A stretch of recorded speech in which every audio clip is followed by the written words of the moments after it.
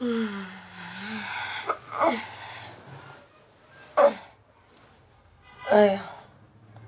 آية بنتي، آية هيا بنتي قومي شرق، قومي ادينا خبز.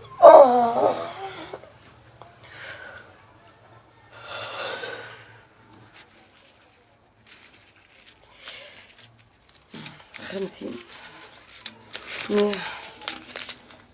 هيا يا بنتي قومي ادينا خبز يا بنتي، قومي انا نفطرش. قومي هاتي انا دستر اشتري خبز. اجلسي انتي وخلي اخت شاية تصير هي تديه.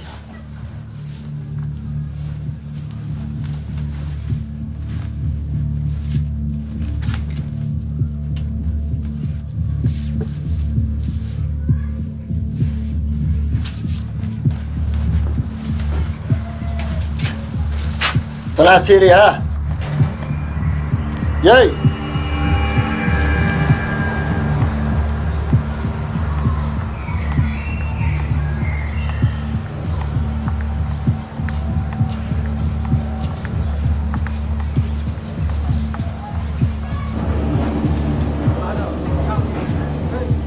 يا بنت شيرودي، يا بنت ايه قم شيرودي، هات زرادة شيرودي.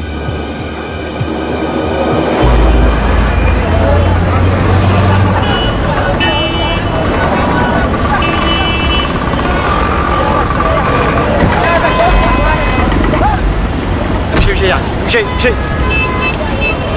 طيب الله اكبر على الشيخ.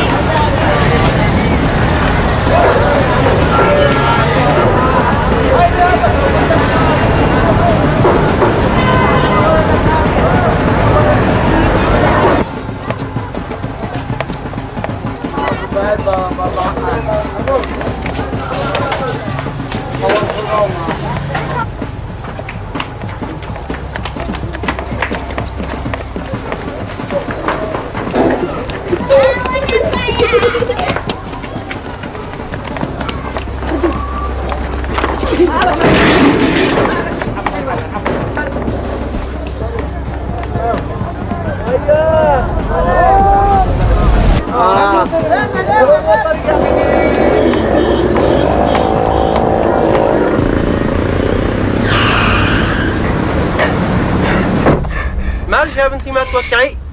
كتكون شصطمش. شنو المحكمة؟ أي المحكمة؟ المحكمة وبس.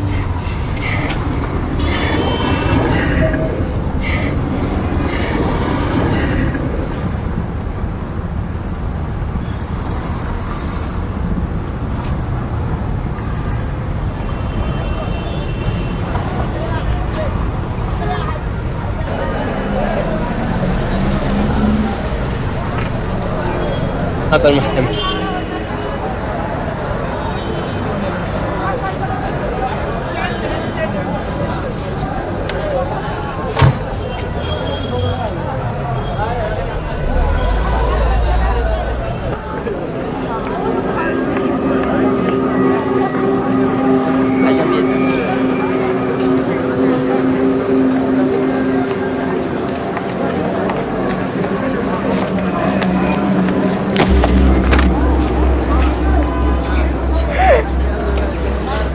يا بنتي سالش قولي يا بنتي وين اهلش؟ من معش هنا؟ أحد. ما بتفعلي هنا؟ جيت لي عند القاضي. أي قاضي؟ القاضي يا بنتي بهانا قضى خيرات. أقول ليش جي بعدي.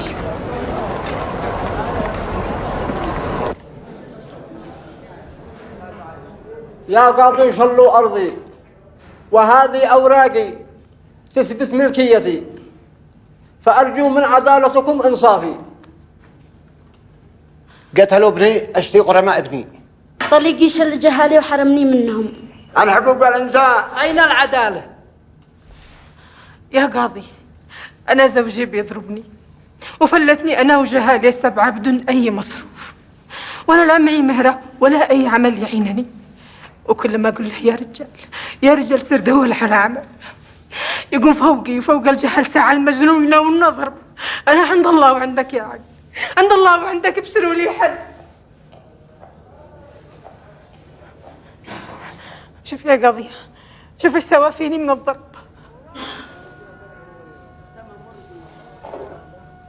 رفعت الجلسة.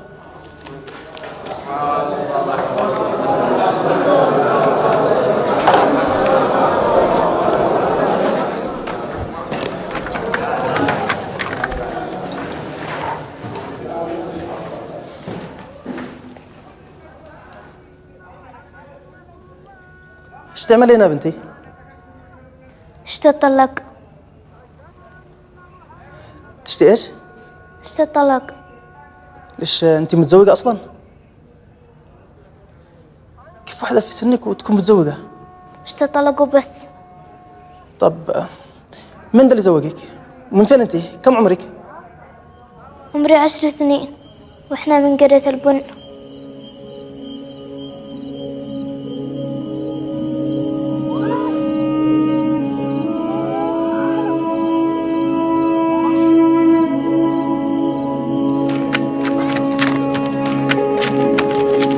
كتبي يا عم ابني علي موسى كتبي. انطق بخير انطق بخير يا ابني انطق بخير.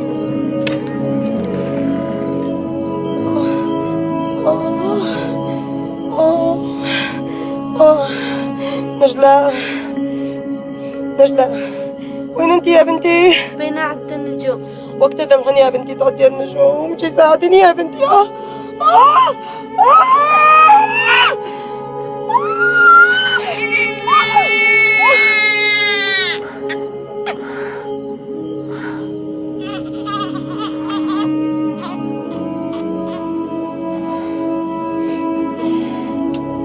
يا لفي بالخرقة يا حبيبي، يلا خلي في حدنش. تفسر بني. دالنا الله قمر مثلي. اسمها نجوم لأني ولدت والسماء ملا النجوم. نجوم بين أقول ليش اسمها نجود، معناها السترة.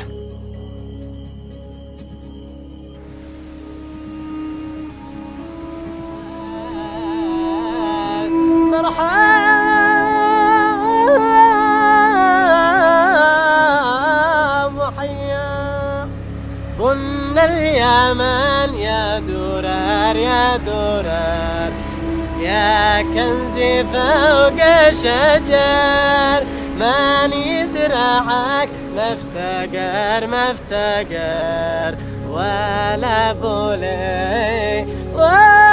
بولي بالهواني. يلا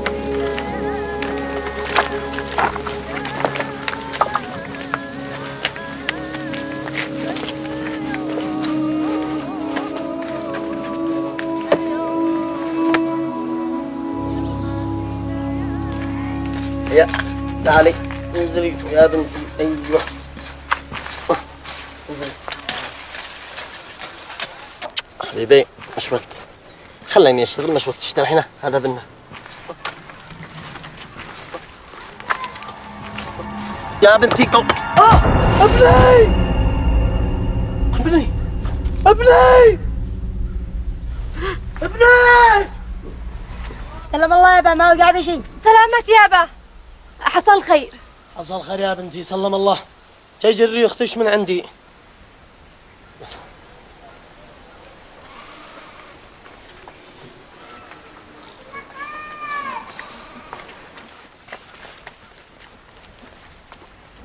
سامي انتبه على الغنم ولا صور جلدك بيحكك. نقوم هيا نخطى يا نجو. تجيب مع سامي. خلاص انتبه على اختك يا سامي.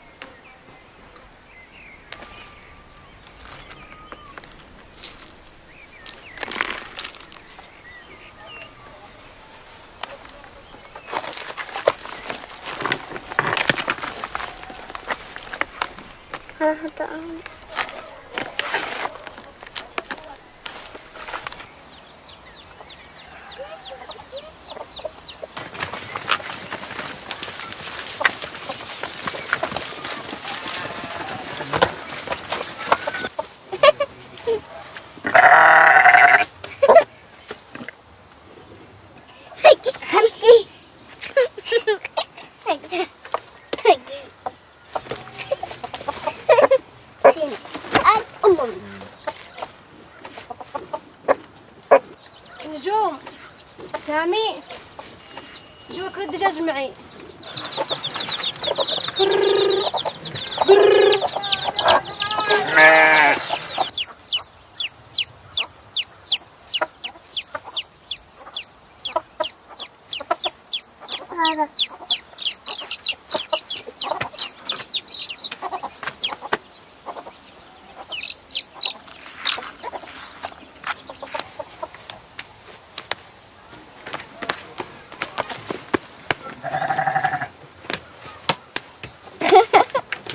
يا نجلاء هاي بنتي جيبي البقرة وأكليها تمام وانتبهي لها يلا يلا اسحبي اسحبي اسحبي أنجا جي ادخلي فيها الغنم والكبش يلا يلا وانت قم مع أخوك كيف حبيبي؟ انت داري انه بسبب الجنان حقش كان قد قتلنا اخوش اليوم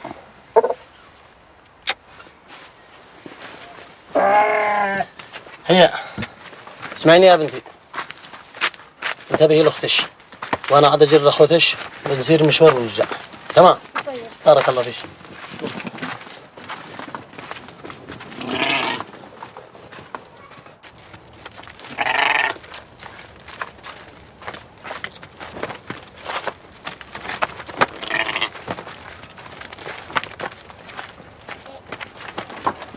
عايزني ها دخل الغنم الله يبارك فيك يلا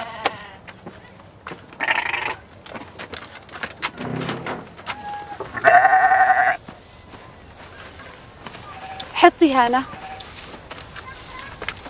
اجلسي اعلمش كيف تسويه.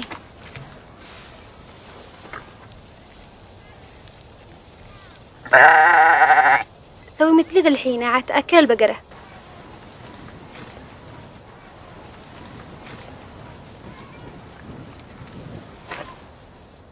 ها كلي سبب ايش امي فلتتنا.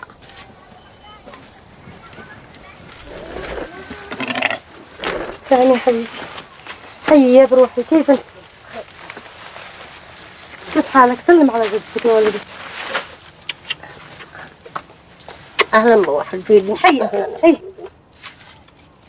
جي حبيبي جي. تعال كيف انت؟ كيف حالك؟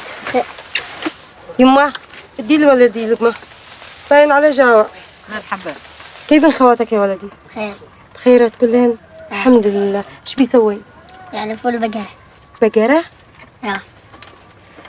يا عم انا قد جيت لعندك علشان ارجع المره انت تاري ان البيت مفلت والعيال مفلتين والجهل ما لهم الا امهم قد كتين الكبش مع امه رضا لك انت وهي كيف تجيني ارجع حرك بعد ما بقبع بقرتها الذي هي مهرها وفوق هذا كله تزوجت عليها.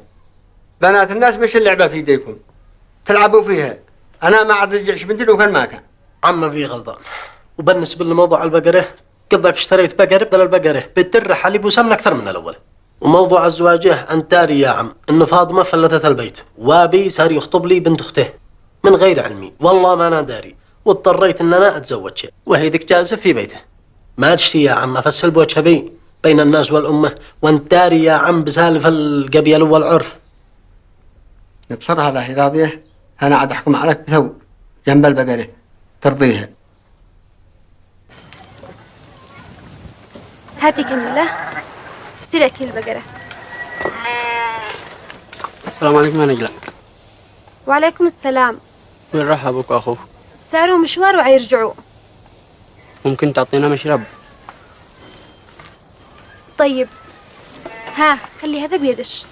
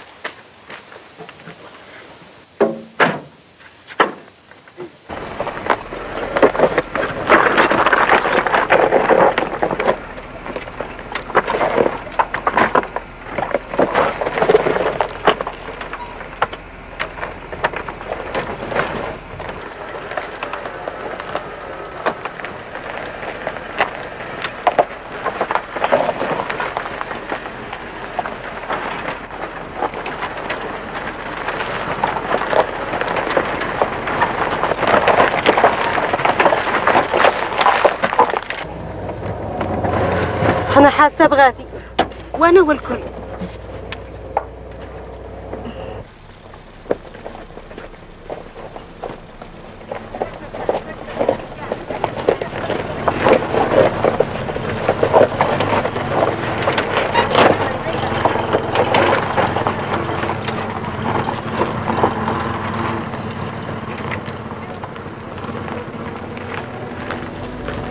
يو ما حصل.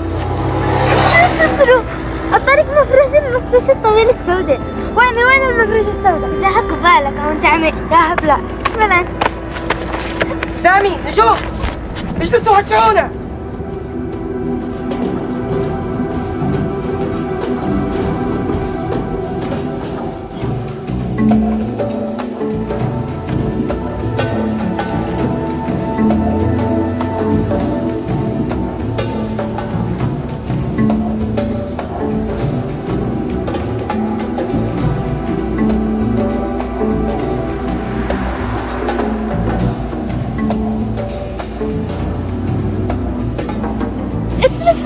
ابصروا ما أكبر هذه القرية.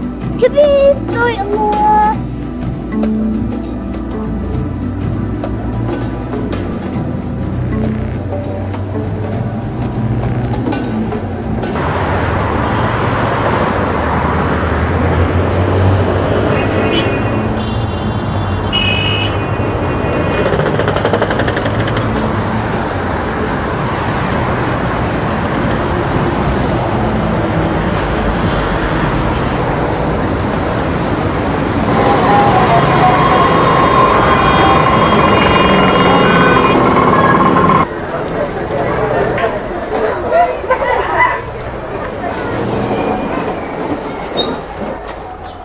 هيا وصلنا هو ذا البيت هذا خير ان شاء الله. ينزلوا انا حقش النصر البسي ينزلوا هذا البيت.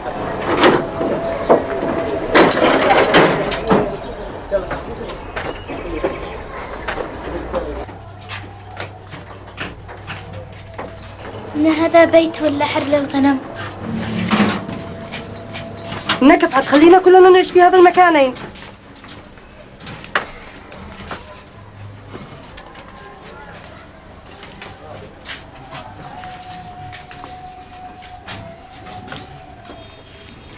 أنت مجنون ولا بعقلك؟ تخليني أعيش معاه هي وجهالة في هذه الدحلتين، ما بنفس اللي بالثاني الحالي. هذا الذي قدرنا عليه وقدر الزلط الذي معانا، ما بش معانا احنا، معاك الا الحاصل. عندهم في صنعاء قد حذروني وقالوا لي ان كل شيء فيها غالي. الله يكون في عوني بس.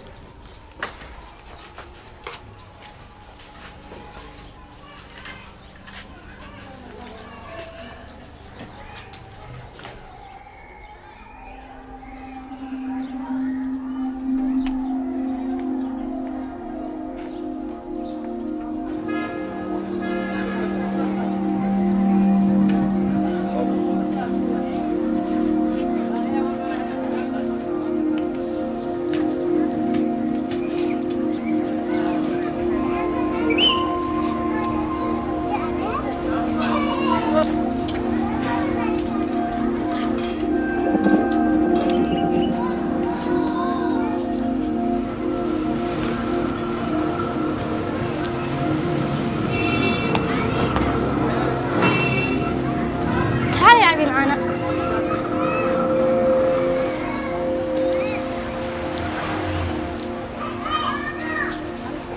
ايش هذا؟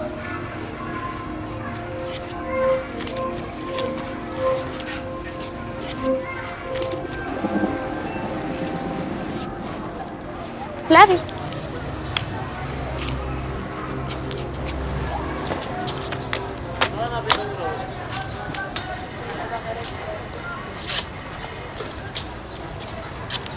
لا مش كذا، كذا.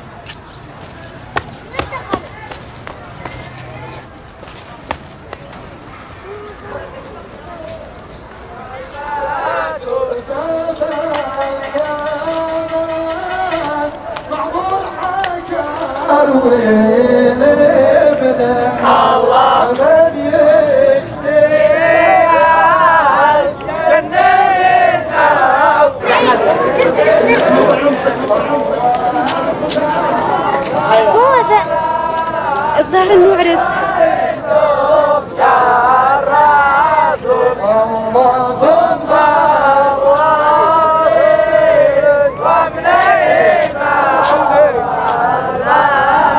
زوجوا الشباب الله انطيهم الظما الله واتركوا الجشع الله ناسكم انسان تجارب طوبى الله يلا تطوع مع دولار في الارتفاع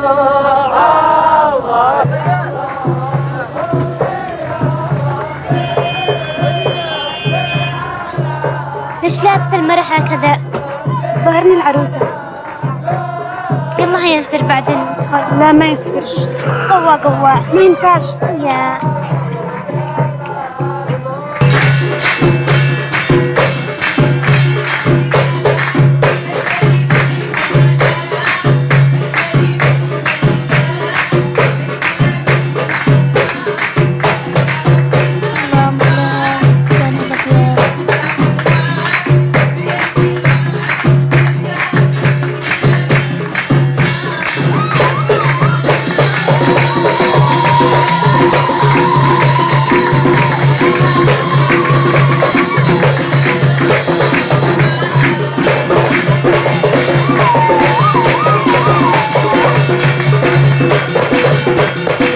شلون انت لو ما تزوجتي لك هذا الفستان اني وبيك اكلكوا علينا. يلا نروح.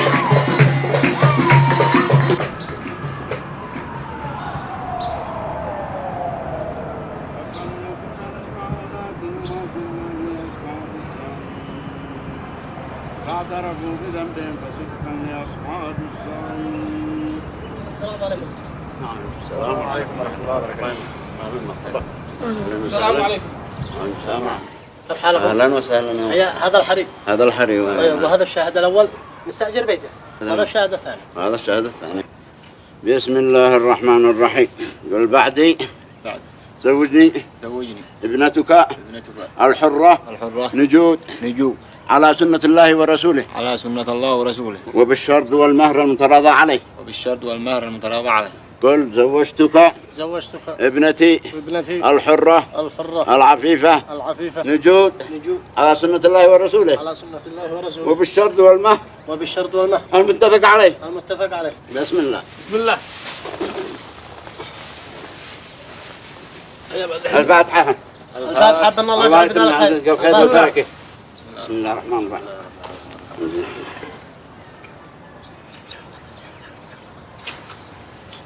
الله يبارك فيك يا أخي. الله يحفظك. عمه تفضل. أحسن الله عليكم. بارك الله فيكم. وإياكم إن شاء الله. حياكم الله.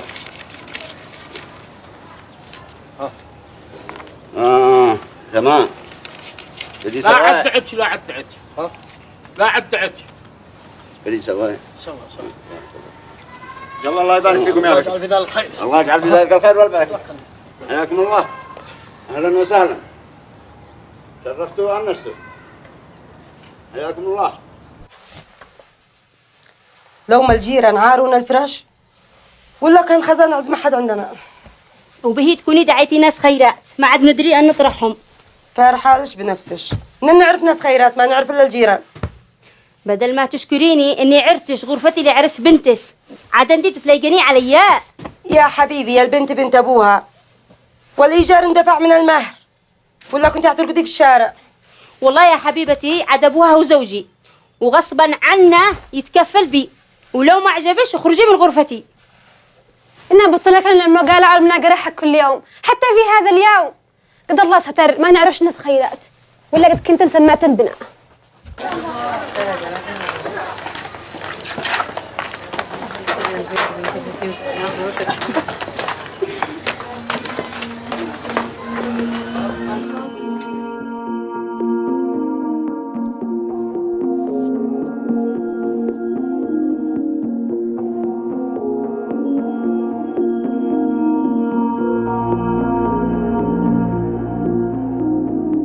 بسري محلاش قومي لبسي الفستان. شو حالي هذا الفستان ما عجبنيش اشتغلوا سه ما مشتي قصايا يا بنتي مالش هذا مش فستان عروسة شتي فستان أبيض يا بنتي هذا ذي الده زوجش ما نفعل عاد احنا عند شراط. بسري على خاتم الدالشة بسري محلاه كبر علي. أنا أصغرلش الآن دقيقة. هي نسون مراعيتي بسرينش قد تأخرنا.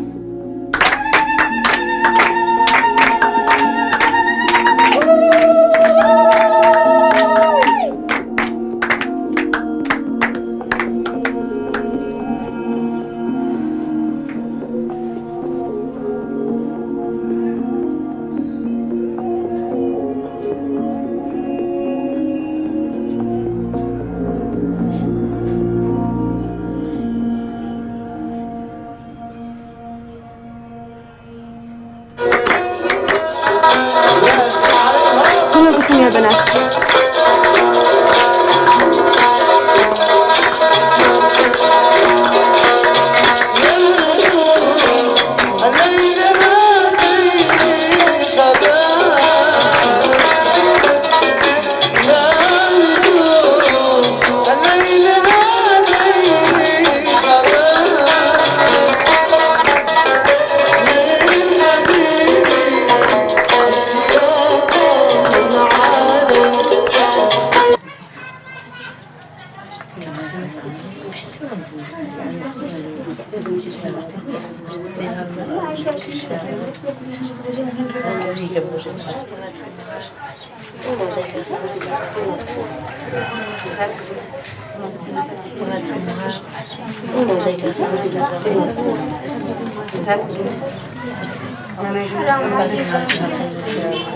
هينا انتي دورت لك في كل مكان.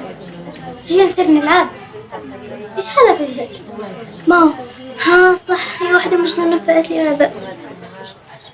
جاهلة.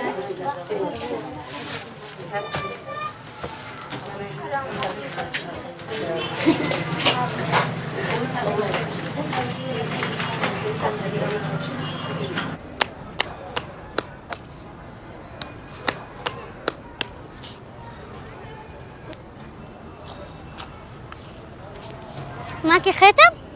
ايوه بس كبر علي. اشوف انا عندي محل نروح نقصر لك اياه. يلا يلا.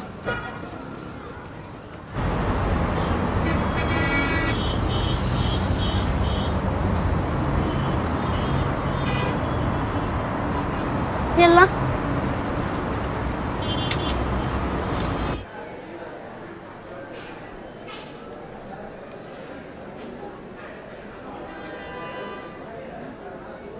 تبيعي؟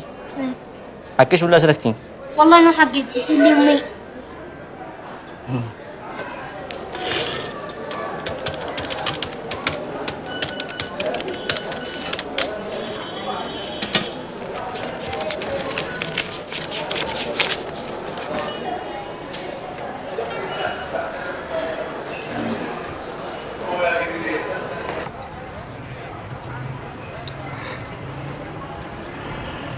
بتروح بتفتح وكيف تغمض عيونها وبتغني.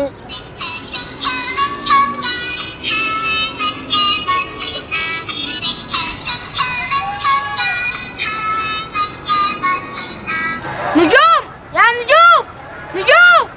وذنها سامي تلعب معنا. ها جاوبي، الكل بيدوروا عليك. ما عشت تلعب. اول شي تجاوبي ورجع نلعب انا وياك. صدق؟ صدق.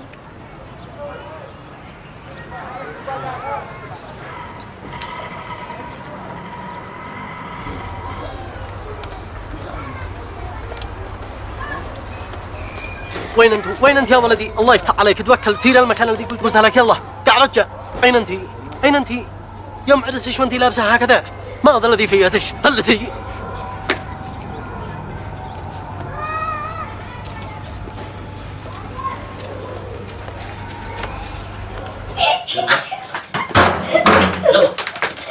جري بنتج وجهزيها. زوجها قد المراعي ساعة، عيب نخلي مراعي. يلا يا بنتي انسرتي، قد قلبنا عليش الدنيا. صرت العب ازي عروستي. تلعبي يا معرسش يا بنتي. اين فستانش؟ عزي عروستي. هدي يا بنتي الله يهديش. ايش من عروسه يا بنتي؟ عروستي يا بنتي هذا قدرنا يا حبيبي، وكلنا لازم نتزوج. هيا عزي عروستي. هيا بنتي بس الله يحفظش. ابوش قد تصيح لا ما شبع. اين الخاتم يا بنتي؟ انا بين كل شر الرجال مراعي خيرها. بنتي جاهزه. هدا ها يلا هي يلا عروستي اشتي عروستي. يلا يحفظش. حاجري عروستك لقيتها مرجوم في الشارع. اقول ليش مش وقت الطلع يا بنتي، بطلي اخطي. خلاص زوج الشو الذي ينتبه له شوي وبهلش. يلا مش شو حرام عليك يابا؟ شو النجوم بدون ما اسلم عليها؟ سلمي عليها، الرجال مراعي يقضبي. يلا تتغنى يا رجل. ايوه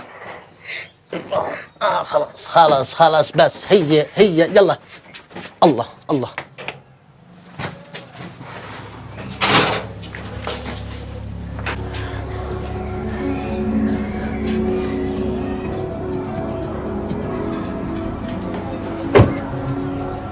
بنتي في ذمتك، ما معي الا كلمتك. عندك يا عم في عيونك بنتي، وانا عند كلمتي، وهي عندكم في بيتها معزز منك. الله يبارك فيك. خاطرك يا عم. الله يفتح عليك. يلا كمان اطلع.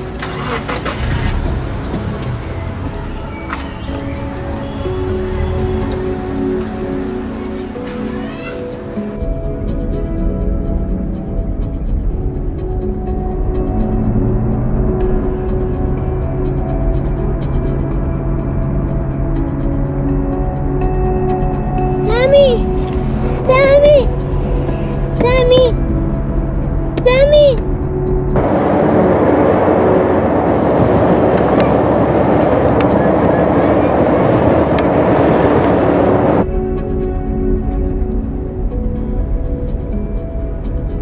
يا اخي هلقت هذا يموت ما عضاش.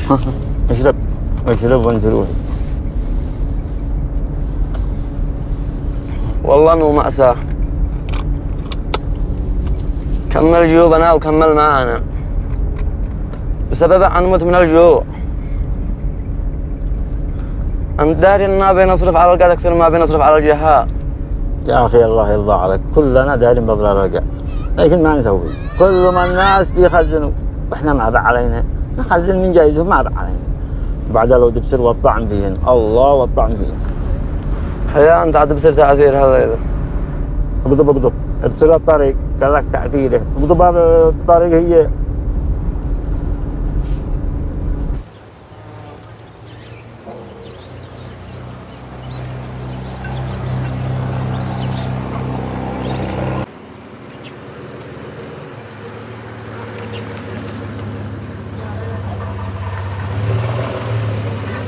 السلام عليكم ورحمة الله وبركاته. معك سلاح؟ لا ما في. فتش الخانة.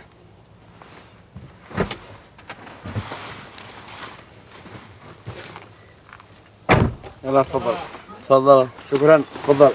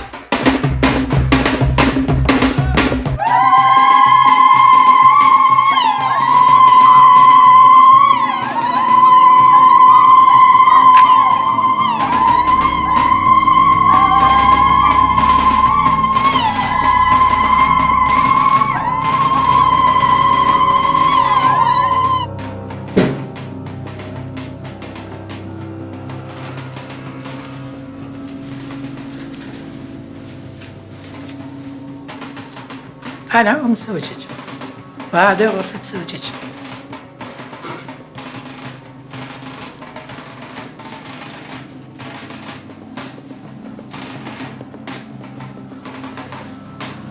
هيا نرقد.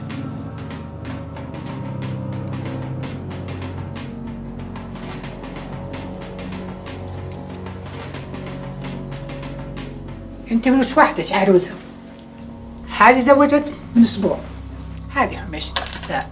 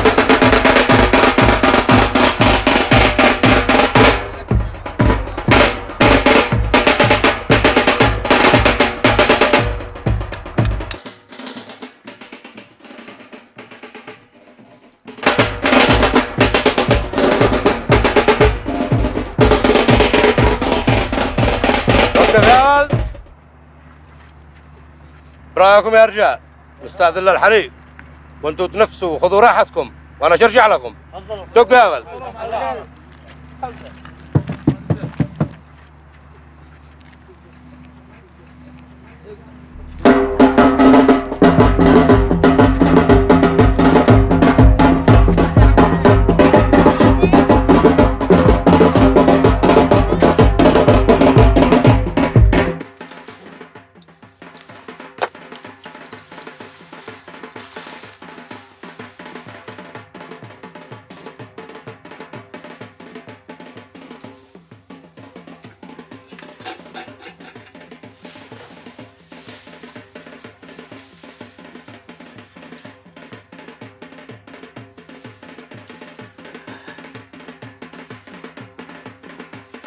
ما تمسكنيش ما تمسكنيش. لا كيف الا المسك. اسمعي انا شيء تخليني اخليش تركضي وانت دارين اليوم. اجلسي. ما تمسكنيش.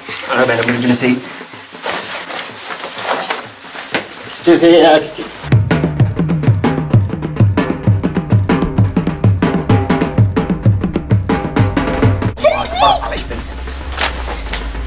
والله ما تشغل كحلش ملطم بحلم.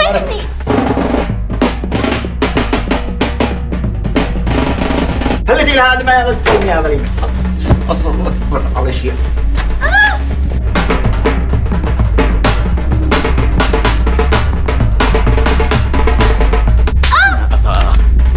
بسم الله العظيم ما ادري. فلتني.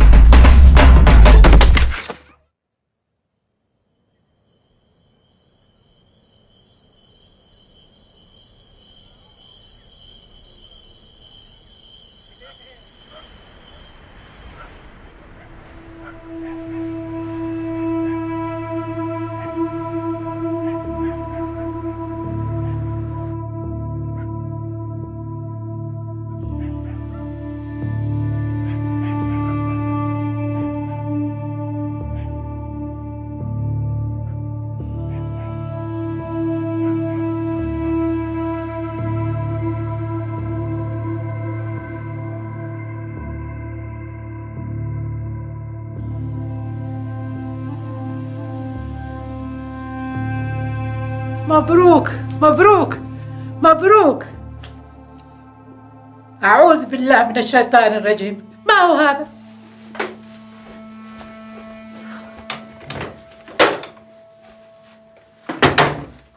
قومي، كان زوجك بكر من الفجر يشتغل يطلب الله. قومي قومي يلا قومي قومي يلا. المرأة لما تنام مع زوجها ضروري تغسل نفسها. يلا جهزي نفسك للجرب الماء من البير في الوادي الأسفل. معلش يا بنتي.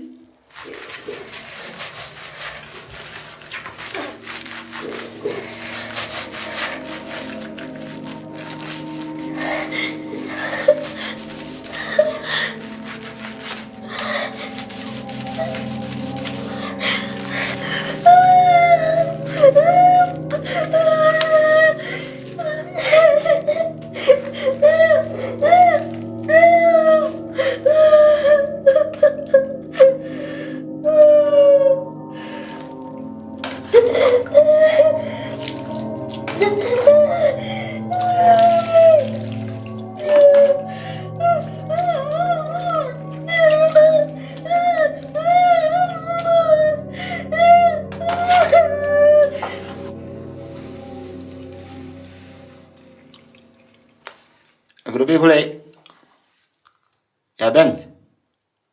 اقربي كلي يا بنت. بالهنا والشفا. كل هذا خير نساعدك يا ابني، لكن أنا تعبت تعبانة. ما عاد معي فوق الدنيا هذا من بعد ما تبي إلا أنت يمه. أمانة يمه، أمانة إن أكلش أطعم أكل في القرية كلها. لكن من دحين مطلق ولا عاد تقلقي ولا عاد تهمي. البركة في نجود، واحنا ليش تزوجنا وهي صغيرة إلا من أجل تعاونك وتساعدك وتربيها على يدك وتطلعيها على ما تشتاق. نور على قلبك. وانت يما الله يحفظك ويخليك لنا. أحمد لك واشكرك يا كريم. قومي رفعي يا بنت قومي. بنت قومي رفعي.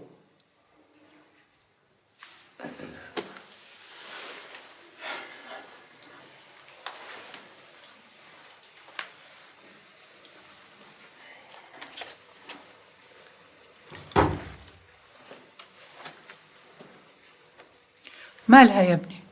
غارقة على نفسها، ما فتحت فمها من الصبح. أسهل يما، أنت دارية إن عادي فلتت أمها وأبوها وأخواتها، ما قد تعودتش علينا، لكن هي يومين ثلاث وعد تعود علينا وعد تصبر. إن شاء الله. تصبري على خير يما. بالله.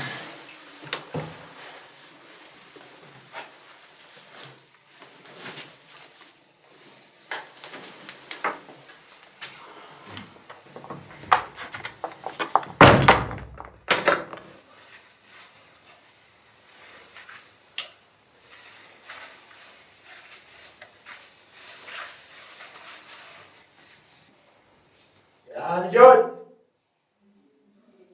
نجود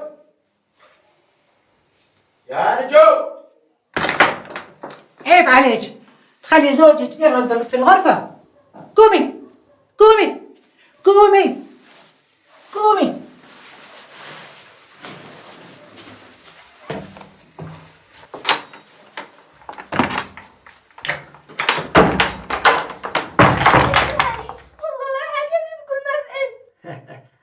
حركة يا باوش. اسمعي يا جمال، أنت مرتي، أبوش ما عاد تدخل بيش، بتفهمي ولا ماشي؟ ما شاء الله على قد مرة تركض لو ما تطلع الشمس. النساء يقومن من فجر. يلا قومي.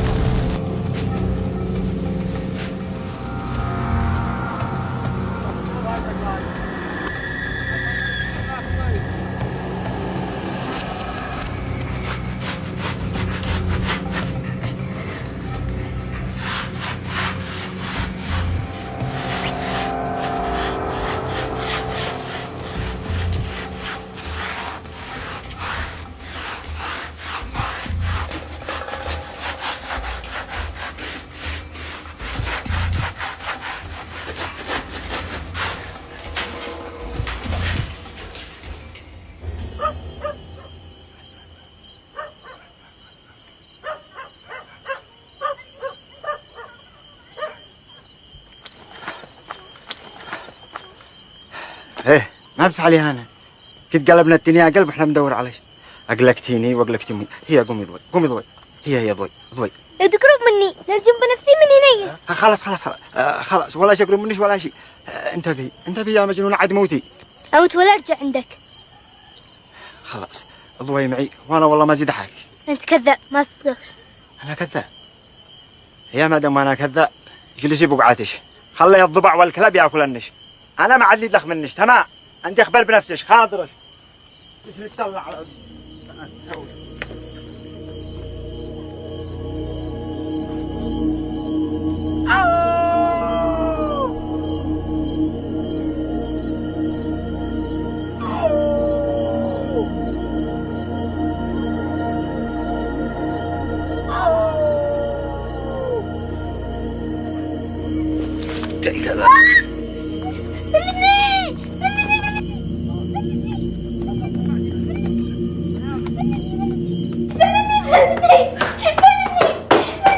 وين كانت هذه المجنونة؟ يمه لو تدري وين كان يدش يدرجم نفسها من راس الحي.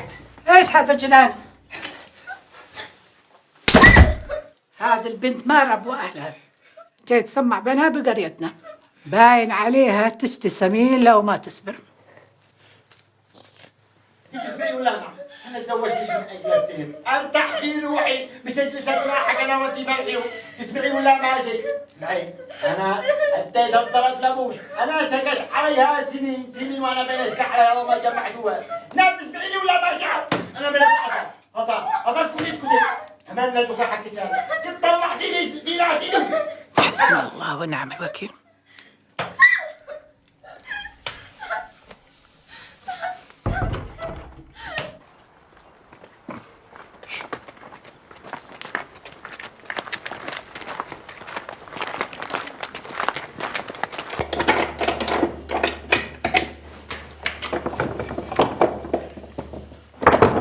ما تخرجي من الباب إلا لما تصير في الطريق.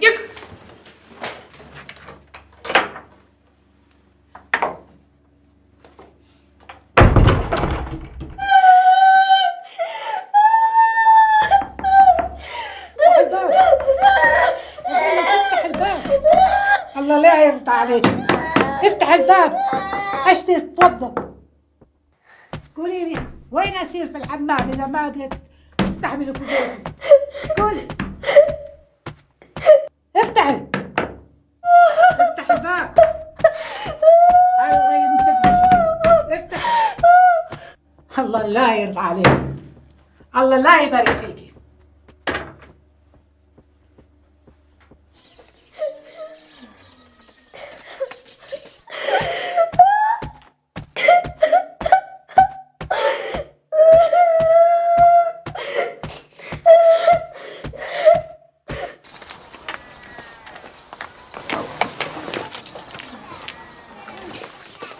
السلام عليكم. خير يمه ما لك جالسه هذا. عشتي اصلي وما توضج ولا استخدمت الحمام. ليش؟ هذه مكسورة الناموس، غلقت على نفسها في الحمام طول اليوم. خير يمه جاي نفسي هذا. نجود يا نجود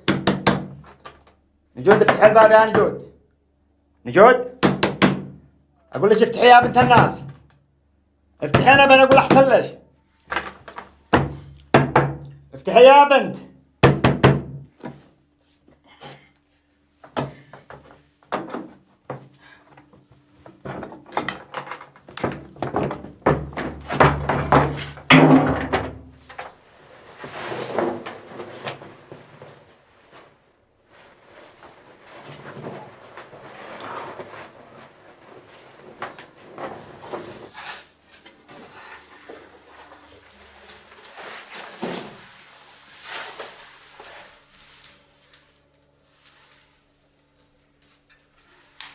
الحمد لله يما هادي بخير. ما بلا دور لنا حال. عمري ما قد شفت بنت عنيدة ومجنونة مثل هذه. صوت نجوم. صوت بنتي. مالش يا نجوم. مالش يا بنتي. كيف جيتي ذا الحين؟ مالش يا بنتي. نعم. ايوه ادخل ادخل. الله اهلا يا انس.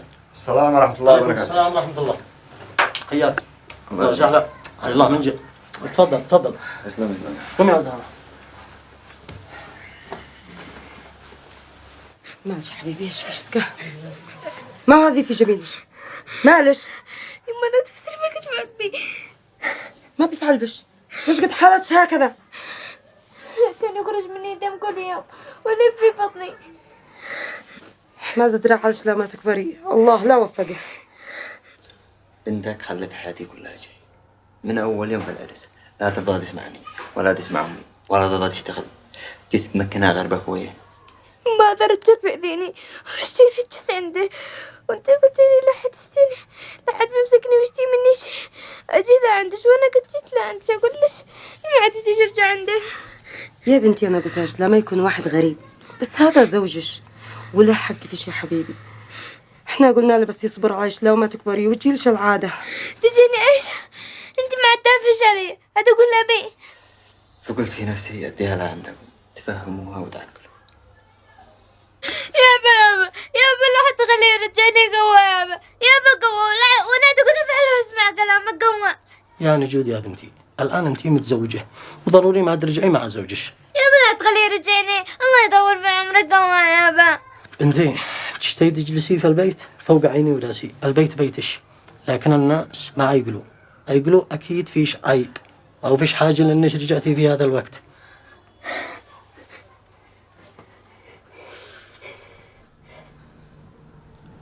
قصتك مؤلمة ومحيرة بنفس الوقت.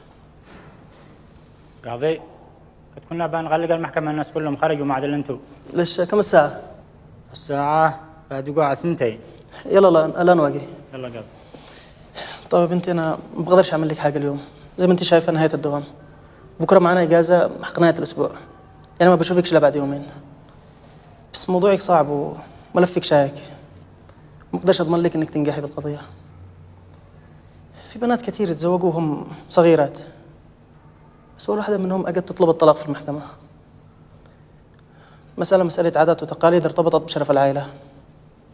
موضوعك معقد.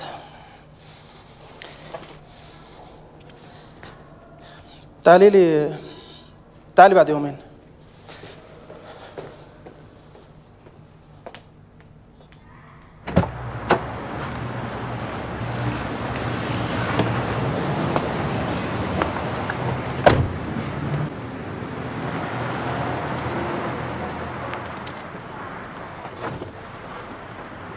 انت لحالك؟ ما حدا جا معك؟ طب اطلعي بنت اطلعي.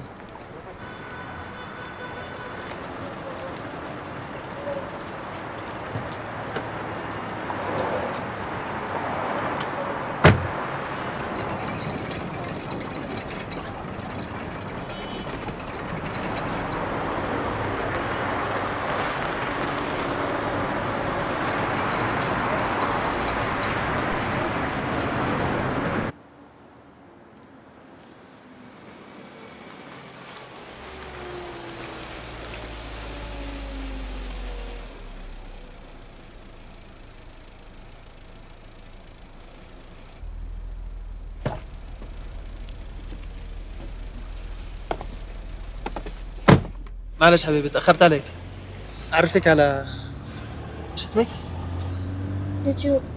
نجوم. هذه نجوم هذه بنتي سماء.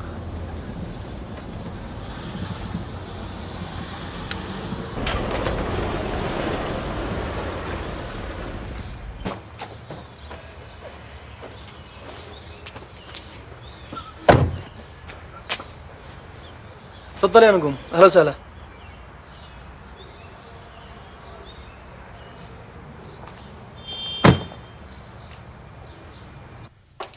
سمع لحظة شوية. شو اللي نقوم معي في الغرفة؟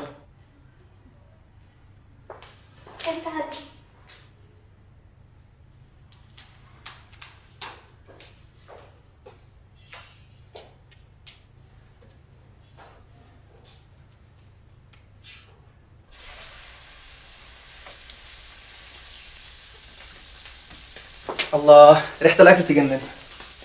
ايش طابخة؟ بس انتظر لما تذوق طبخة اليوم وبعد قول لي رأيك. شوية يا حضرة القاضي. لا حلو. جبت لك ضيفة. ضيفة؟ قلت لي اليوم بنت للمحكمة أصغر من سما بنتنا ب3 سنوات. تشتي تطلق. أصغر من سما؟ مش مصدق. لا بتصدقيني. بصدقيني لما تشوفيها. جبتها معي. من متى بتجيب المشتكين معك لبيتنا؟ ما قدرش أسيبها. قالت لي نهاية الدوام وبكرة معنا إجازة. قلبي ما طاوعناش. شفت فيها سما بنتنا. المشكلة أنا مش عارف إيش أعمل له. ما فيش قانون في البلاد يمنع الزواج المبكر. وليش ما تروح لأهلها؟ المشكلة إنه أهلها هم سبب المأساة. طيب هذه القضية ممكن تسبب لنا مشاكل. صدقيني لو أنت في مكاني. وين هي؟ موجودة مع سما في الغرفة. كيف؟ تخلي بنتي مع واحدة نامت مع رجال؟ لا قد زيدت فيها. ضروري ترجع لأهلها. لا يمكن أخليها في بيتنا.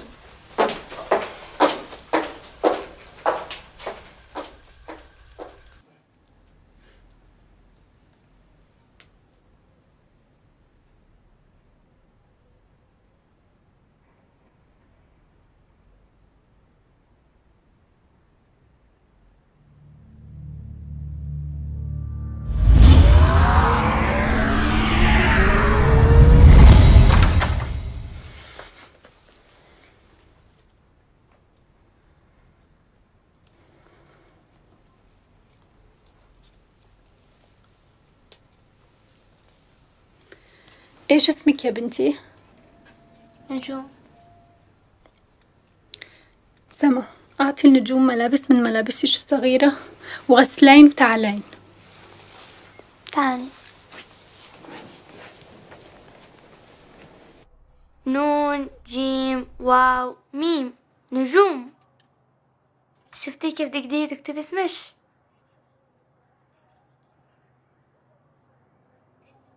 هذا اسمي.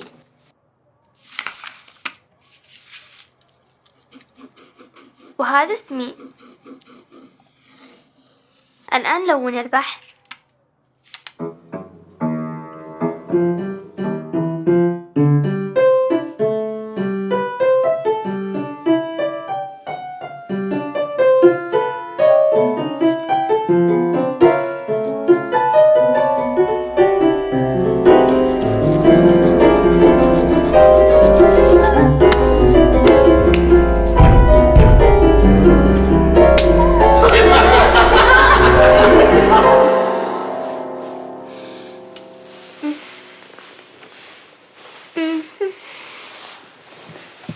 نجوم، ما تخافي حبيبتي، ما هو إلا كابوس.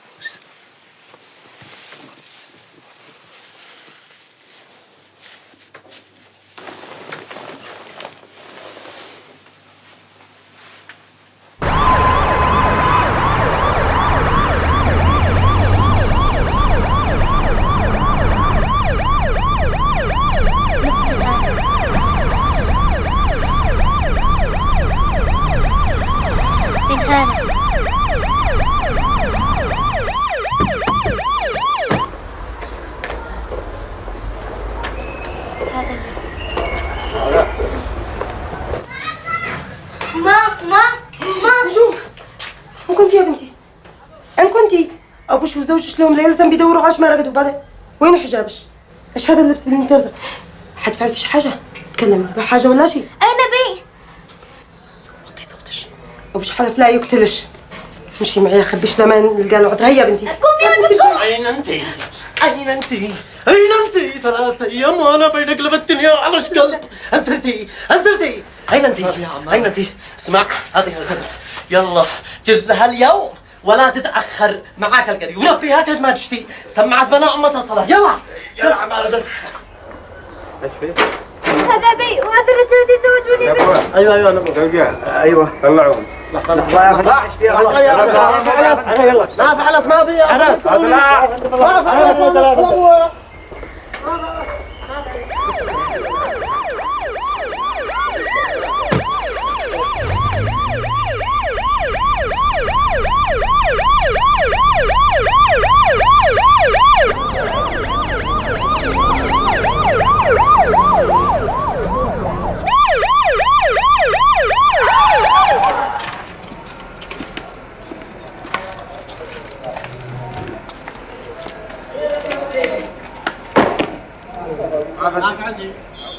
فندم تم القبض عليه حسب توجيهاتكم. هذا الأب والزوج.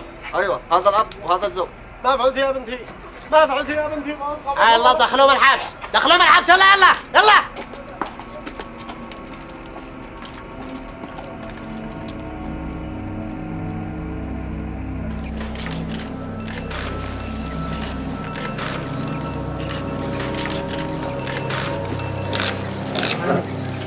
لا تفتجعيش ولا يهمش، هم بس لا تسمعوا قصتش. احنا معك يا نجوم.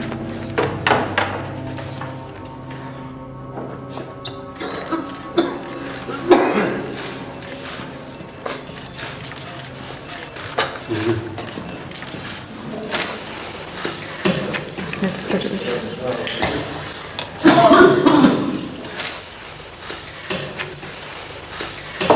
حضور لو سمحت هدوء. بسم الله، نفتتح الجلسة. حضرة القاضي، احنا اليوم امامكم للدفاع عن الطفلة نجوم التي زوجت بدون علمها وبغير رضاها. اول ما وقعوا عقد الزواج اخذت الى قرية بعيدة عن اهلها. هنالك اعتدى عليها زوجها وهي لا تزال قاصر. اضافة الى ذلك قام بضربها واهانتها. واحنا اليوم امامكم للمطالبة بطلاقها. عندك محامي؟ ايش؟ محامي؟ يعني شخص يفهم بالقانون عشان يدافع عنك. يدافع عني في ايش؟ ما هي الجريمة اللي يفعلوها لو ما تحاكموني وتحبسوني هكذا؟ بعدين من هذا المرء اللي يتدخل في حياتنا؟ هذا ابو البنت يا قاضي، لا مشكلة بيننا نحلها بيناتنا البين. ما دخل الناس هؤلاء كلهم. يا قاضي الله يرضى عليك، احنا ناس قبائل، ما احناش حق البهذل هذا. انت هنا متهم وداخل محكمة تعطي لكل واحد حقه، يعني يجاوب على كل سؤال بمنتهى الصدق والوضوح. وبعدين لو اتضح في انهم اتهموك زور صدقنا العدل بيكون بصفك. انت تزوجت على هذه الطفلة ودخلت عليها وضربتها ولا لا؟ يا قاضي انا تزوجتها موافقة ابوها على سنة الله ورسوله، لا هو عيب ولا هو حرام. ومن قال لك ان دي سنة الله ورسوله؟ كيف من قال لي؟ سرنا انا وابوها عند الفقيه الجامع ومعانا 2 شهود وحضروا العقد وكتبنا العقد وقروا الفاتحه وطيفرنا الزبيب مع باقي. انتوا هنا متهمين بانكم ارتكبتوا جريمه في حق هذه الطفله. جاوبنا، دخلت عليها ولا لا؟ هذا الحاجب بين الرجال ومرتي يا قاضي، ما لكم دخل فيها. واضح انك ما تشيش تتعاون مع المحكمه، وده بيخلي القضيه تطول وسجنكم كمان بيطول. شوف يا قاضي، انا ما أناش من الشارع، انا من قبيله. انا تزوجت وهاب بموافقه ابوها. قولوا لي ما هي الجريمه اللي فعلتوها؟ اسكت قولوا لي ما هي الجريمه.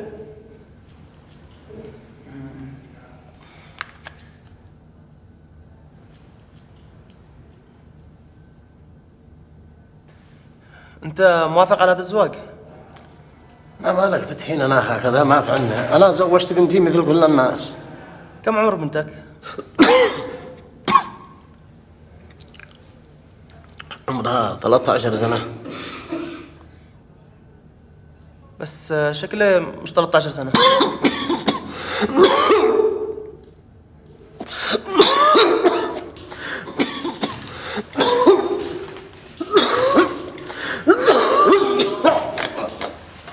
ماذا بيه؟ لا تفتجعيش. سفو سفو.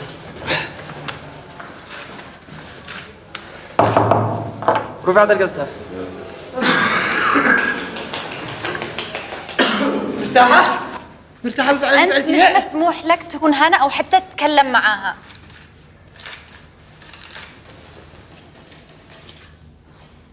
لا تفتجعيش، كل شيء يقع بخير. تمام؟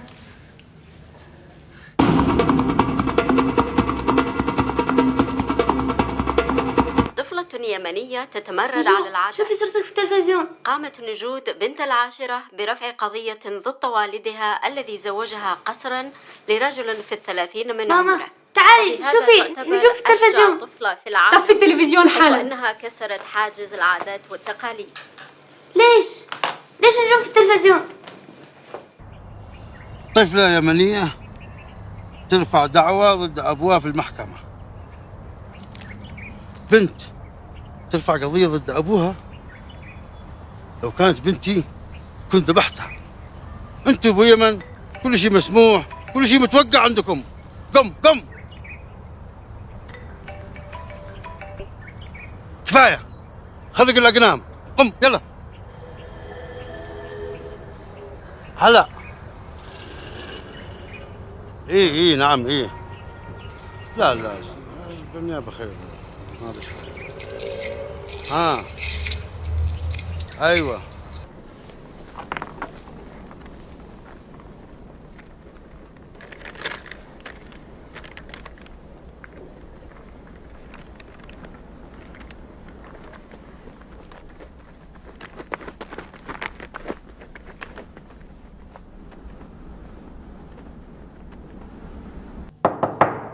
إن شاء الله اليوم صحتك أفضل.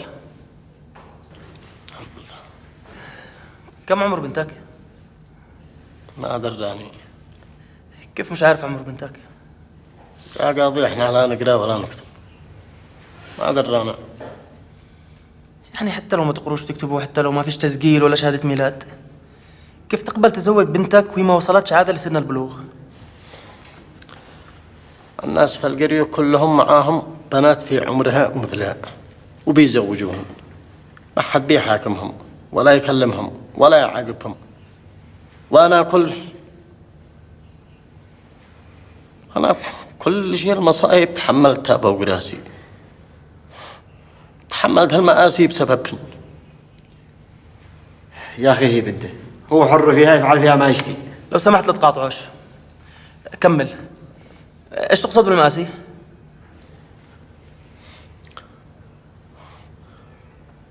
أنا زوجتها لأني كنت خايف. ومن ايش خايف؟ ما أقدرش أتكلم يا قاضي، لأن كرامتي ما تسمح ليش. طيب يا جماعة، نحن مضطرين نكمل الجلسة بشكل مغلق بناء على طلب الوالد. لو سمحتوا الكل برا. لو سمحتوا الكل برا.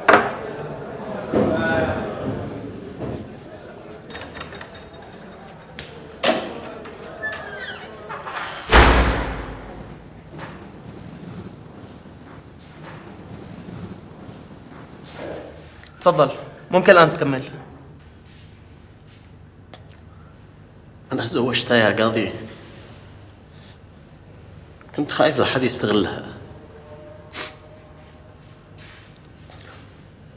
حصل لي هذا كله لما كنت عايش بكرامتي الصحيحة في القرية.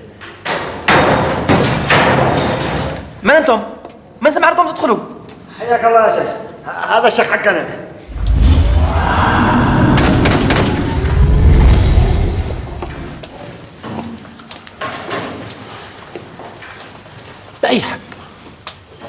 بأي حق تتعدى على حقوق أحد أفراد قبيلتي وتحبسه وتحقق معه. خلاص خلوهم. أهلا وسهلا فيك يا شيخ في المحكمة. ممكن تجلس أنت ورجالك؟ أهلا وسهلا بك أنت. بتسمي هذه محكمة يا حاكم؟ ها؟ تتعدى على حقوق الناس وتحبسهم بدون أي سبب، وبتسمي هذه محكمة؟ اسمع، أنا شاخذ عادل الآن هو وزوجته أوديهم القرية، وأنت اللي أنا وياك كلام ثاني. نحن ما نتعداش على حدود الحد، بالعكس احنا نحاول تقديم العدل لهذه الطفلة اللي تم انتهاك حقوقه بسبب جهل أبوها وزوجه. ممكن تجلس وتحضر هذه الجلسة وتسمع ايش كان الأب ايش يقول قبل ما تدخل.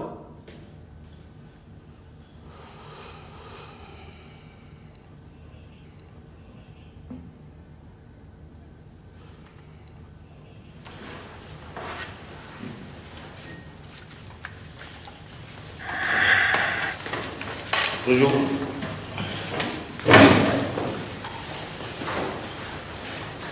تفضل، ممكن تتكلم. لما كنت عايش في عز وسلام ومرتاح في قريتي،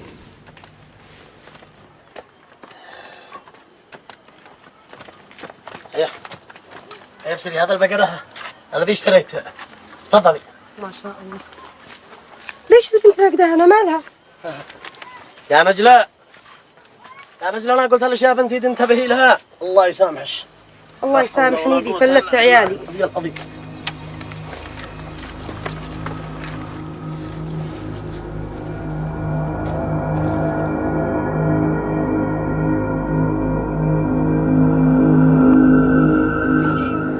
انت معلش نجلة مالش. نجلة ما متعلبش هكذا. مالش يا نجلة. نجلة ما متعلبش هكذا. ابن حسين اغتصبني. حسين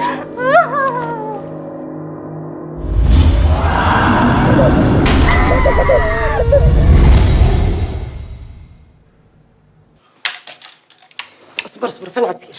والله ما ادري ما اصير اقتله والله. ما تقتله انت تقتله واهله يقتلوك وعيالك ياخذوا بالثار ونتشرد كلنا ونضيع. لكن ما تشتهي اتفرج على شرف الذي تلطخ وابقى ضحكه بين الناس. قسما بالله ما ادري ما اصير اقتله. الله يرضى عليك. اسمع سير لعند الشيخ وهو يلقى لنا حل للمصيبه اللي احنا فيها. الله يرضى عليك سير لعنده. الله يرضى عليش انتي وخري.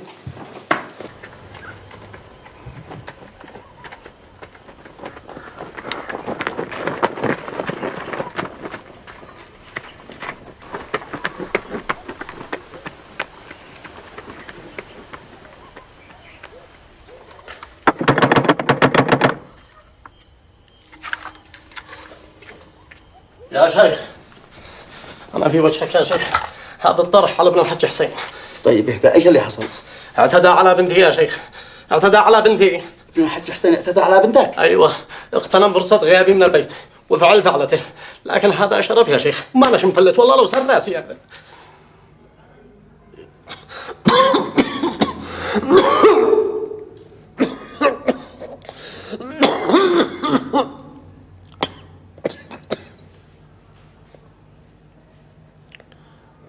كم قصتك؟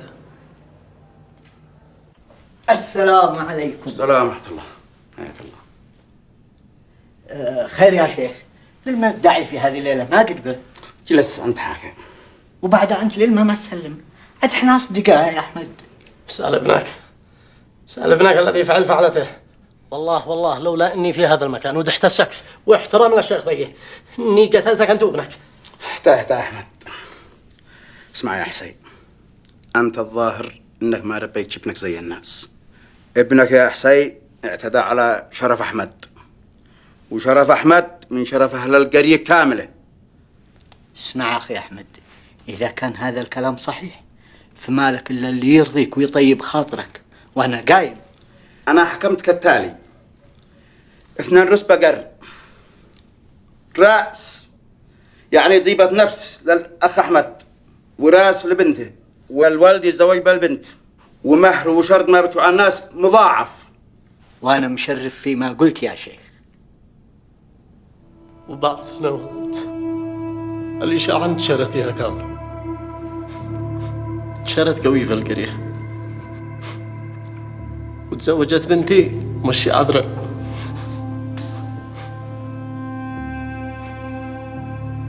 سمعتي وشرفي تلطخ، ورجعت انا ابو البنت المزيئة، بينما الشخص المذنب فلته ما حد كلمه. اضطريت اني اهاجر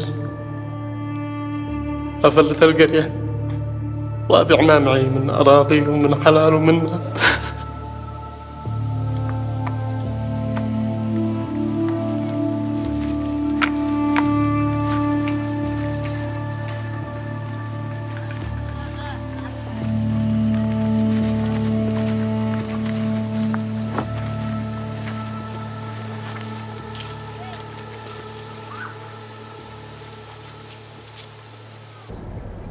صرتوا ما يفعلن البنات بسببهم فلتنا مالنا وحلالنا وكل ما معنا من أراضي وقراش وغنم وبيوت، ولينا الله أعلم صدق الذي قال الذي يدي بنات عق والديه. المثل يقول المرعى.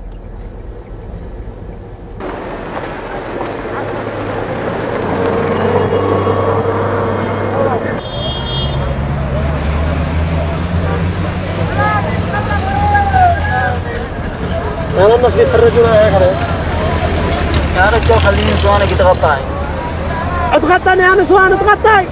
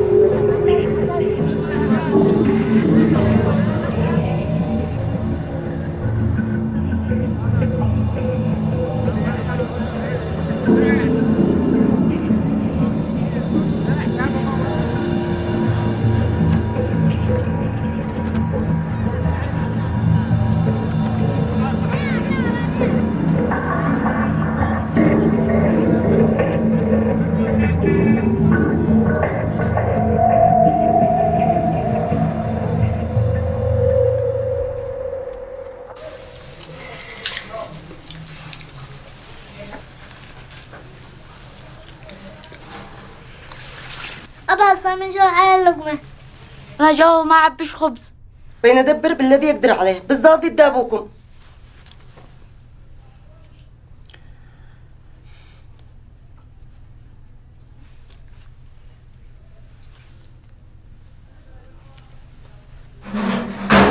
عن عاصي والدي.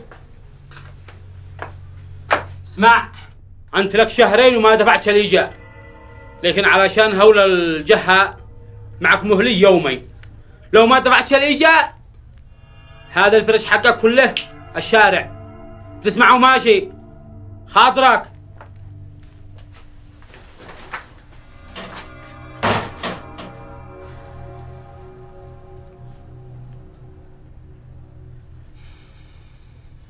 قد لنا شهر واحنا مندور لنا عمل ولا لقينا، والزلط الذي جينا بها من البلاد كملناها في صرفا للبيت لكم. ما عاد باقي معانا حتى في ما نشربه وما ناكل.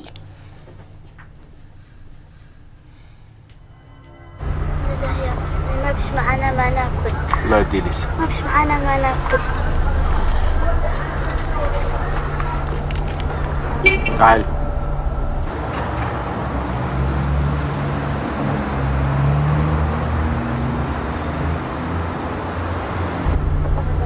الله يعطيك. الله يحفظك. الله يفتح عليك. معنا حق الغداء. الله يفتح عليك. الله يحفظك. سامحنا بعد نطلع الخط زحمة.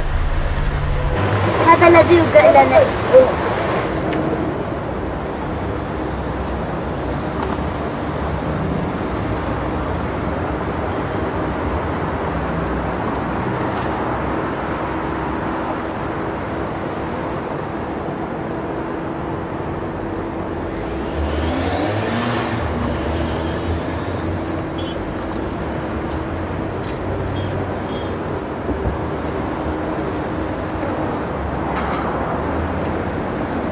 هيا قومي قومي يا بنات. هي هيا نجومي قومي قومي شحتي معانا.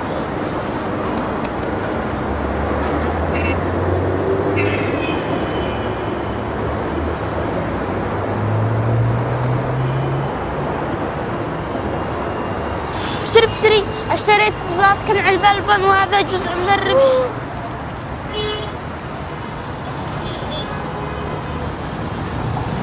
واكسب كل يوم وخلال اليوم حاشتري لي شوية أحلامي.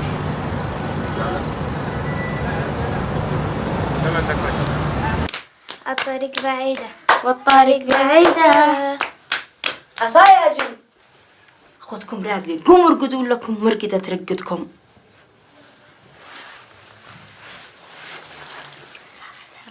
اليوم.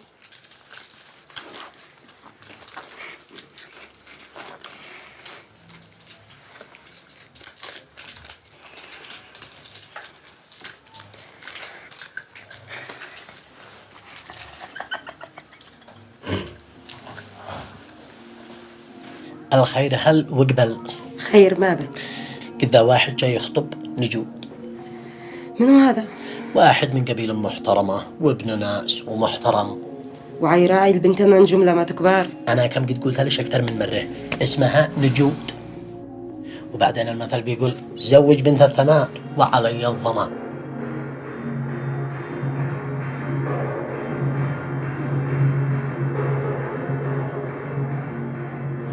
وموضوع سامي كذاك لقينا واحد يشله يغترب ويقصد الله. فين يصير؟ في السعودية، ويكون يدي لنا كل شهر مبلغ وقدره.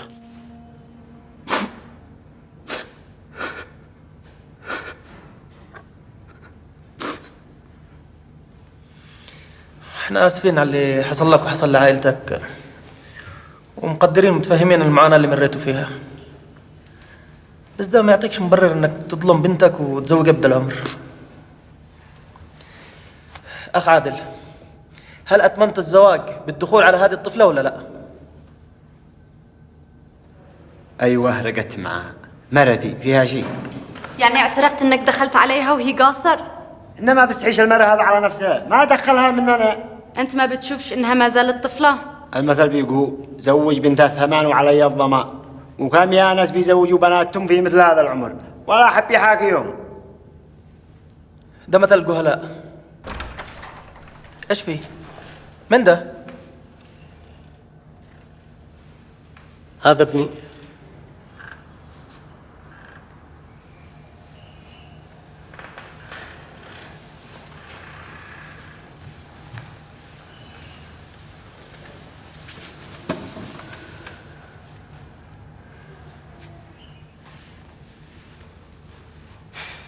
في البلدان النامية 70,000 طفلة تقتل، واليمن لها النصيب الأكبر، كله بسبب زواج الصغيرات. احنا اليوم محظوظين جدا ان النجوم معانا في القاعة. احنا محظوظين انها لم تمت بسبب نزيف او حتى ولادة مبكرة. هل انتم واعيين ان انتم بترتكبوا جريمة؟ اطفالكم هم امانة في اعناقكم. حتى ما فعله الاخ لا يصح شرعا.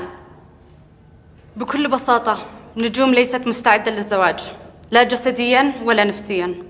هي ما زالت طفلة وإحنا عم نضيع أحلى سنين حياتها. كيف يمكن لطفلة أن تفهم مسؤولية تربية بيت أو زوج أو أسرة؟ قضية نجوم ليست مميزة، لكننا نرجوكم ألا تحكموا عليها بالإعدام. ليس لدي ما أضيف. وهو ما درى بهذا الكلام كله. أمهاتنا وإحنا تزوجنا وعاد إحنا صغار، وبعدين هذه عادتنا وتقاليدنا، وما بش لكم أي حق إنكم تحبسوه شوفوا بسمعته بدون أي حق. صح الله لسانك يا شيخ. قلت لك يا قاضي إن أنا مش أنا مقطوع من شجرة. هو ذا شيخ أنا داري بالعرف والقبيلة أحسن منكم. بعدين هذه هي زواجي على سنة الله ورسوله. درست حاجة أنت في شرع الله وسنة الرسول اللي جالس تتكلم عليه من أول؟ أنا رعوي لا أقرأ ولا أكتب، لكن هذا ما بين أسمع به. بما أنك مش عارف خليني أشرح لك.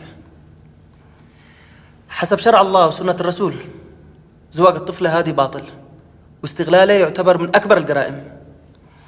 صحيح إنه ما فيش معانا قانون يمنع الزواج المبكر، بس المسألة دي لازم نحلها نحن بضمائرنا. ضمير كل إنسان حي ويشعر بالمسؤولية. أساس الشريعة هو منع المنكر، ولازم نحن ندافع على كل ضحية مهما كان عمره. أقل وقت يا شيخ، أقل وقت اللي نحس بخطورة بعض العادات والتقاليد اللي تحكم حياتنا، ونتخلص من هذا الجهل اللي يعمل مذنب ويخليه يرتكب كل جرائمه وكذا بمنتهى البساطة بدون شعور، باسم العادات والتقاليد وكمان باسم الدين. الآن يا شيخ الأمر بيدك. لو قلت لك الطفلة دي تطلب الحماية والعدل منك، مش كنت بتعطيها الحماية والعدل كشخص مسؤول وعندك ضمير؟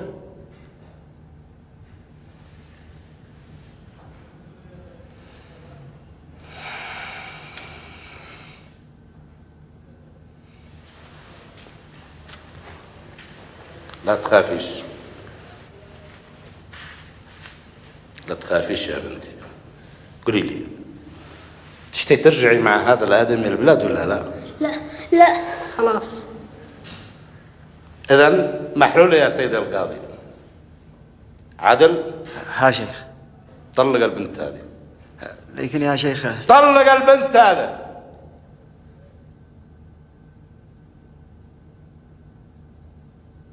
تمام. بعدك يا شيخ. حكمت المحكمة بطلاق الطفلة نجوم من عادل، مع أنه بالأساس معتبرين هذا الزواج باطل. رفعت الجلسة.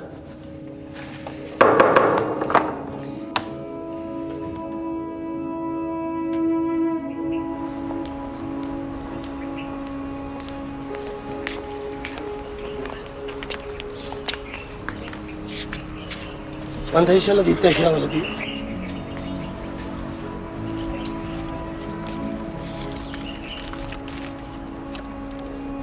ها بسببها وصلت سمعتنا للسعودية بين حزب الأهان والعريابة في كل مكان.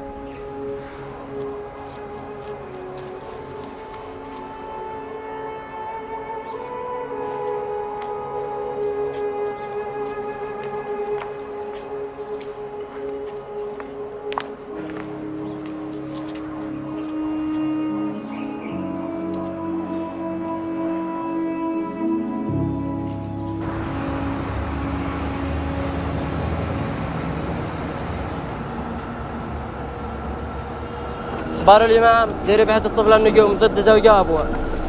أصغر زوجة في العالم حكمت المحكمة بطلاقها. أصغر زوجة في العالم حكمت المحكمة بطلاقها.